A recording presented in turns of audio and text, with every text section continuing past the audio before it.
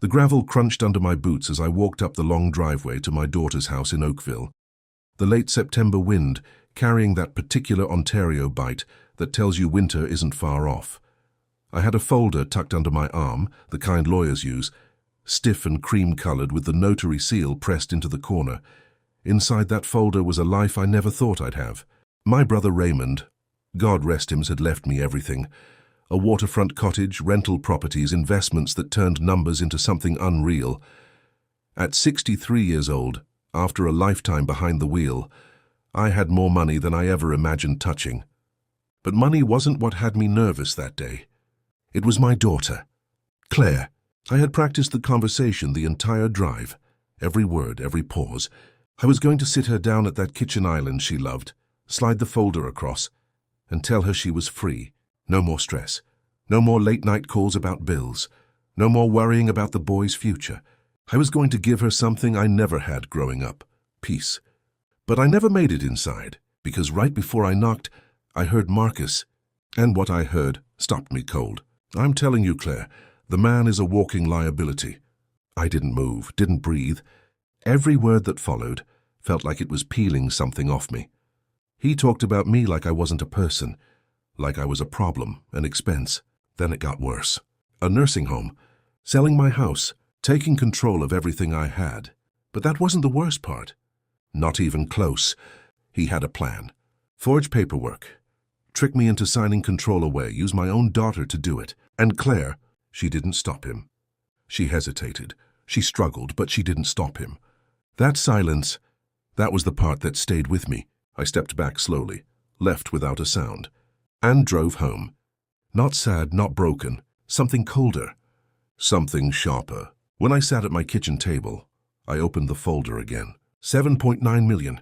I stared at that number for a long time. Then I made a decision. If they wanted me to be weak, I'd become exactly what they expected. For 3 weeks, I played the role. Same old clothes, same worn boots, same quiet voice. I repeated myself, acted slower. I let Marcus believe he was smarter. And then I gave him the opening. I've been thinking, maybe I should sell the house. The reaction? Immediate. He tried to hide it. He couldn't. That look? Greed. Pure greed. But then something happened I didn't expect. I looked at Claire. Really looked at her. And I saw it. Shame. Deep, heavy. She wasn't agreeing with him. She was trapped with him. That changed everything. This wasn't just about revenge anymore. This was about saving my daughter and destroying the man who thought I was weak.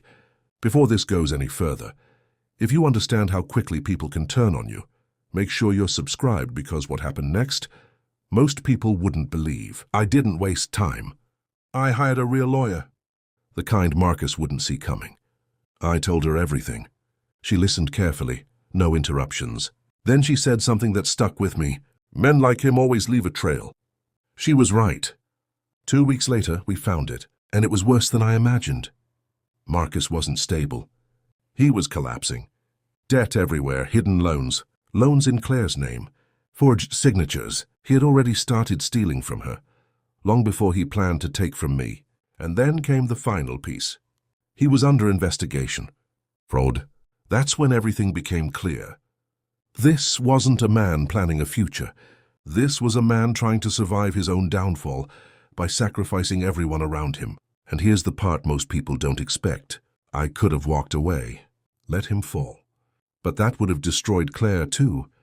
And I wasn't going to lose her like that. So I called him. Lunch, Whitby Diner.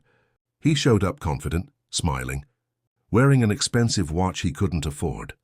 That told me everything. I'm ready, I said. I'll sign everything. That sentence alone almost made him slip. But then I added one detail. My lawyer's office. Witnesses official. Clean. He hesitated. Just for a second. Then greed won. He agreed. That moment? That was the point of no return. Friday came. He arrived early. Prepared. Confident. Claire came too. She looked tired, drained. And when she hugged me, she held on longer than usual. That told me everything I needed to know. She knew something was wrong. She just didn't know what yet. We walked into the office. 3 people were already there. He didn't recognize them. Not yet. But he would. Very soon. "Marcus, this is Detective Rowan." Everything changed in that second. Color drained from his face. Slowly, completely. I opened the folder, told him everything. What I heard, what I knew, what he did. Then I slid the second file across the table. Proof, every lie, every fraud, every forged signature. Claire broke.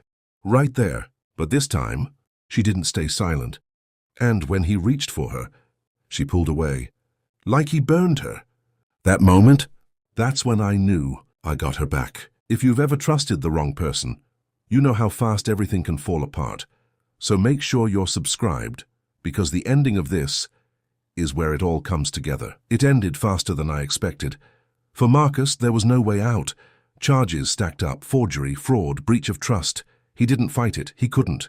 4 years, maybe less. But his life, as he knew it, finished. Claire's life, that took time. We had to rebuild everything, legally, financially, emotionally. The damage he caused ran deep, but we fixed it, step by step. The loans were cleared. The house was sold. We started fresh. I bought her a new place. Quiet street. Safe? No memories tied to him. The boys adjusted faster than I expected. Kids don't hold on to lies the way adults do. They just move forward. Claire. She changed. Not overnight, but steadily. She got stronger. And then she did something I'd been waiting years to see. She started writing. That book she always talked about. She's deep into it now. And it's good. Really good. We spend summers at the cottage. Quiet mornings. Still water. Peace. Real peace. One day, my grandson asked me something. "Why didn't you tell anyone you were rich?" I thought about it. Then I told him the truth. I wasn't rich back then. He looked confused.